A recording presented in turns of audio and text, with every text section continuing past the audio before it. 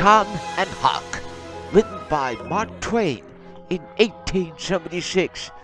But the rest of the weather up in the sky was too much for them, where Tom and Huck survives the thunderstorm. Hey, Huckleberry Fine. The rain is disgusting. Everyone hold on tight to the rowboat. Well, Tommy, dude, we're gonna escape the weather today.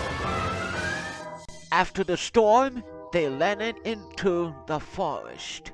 Whoa, my number's like a lot higher. No kidding, Ton! Let's go next door and get some snackage. That concludes struggling to survive the terrible thunderstorm.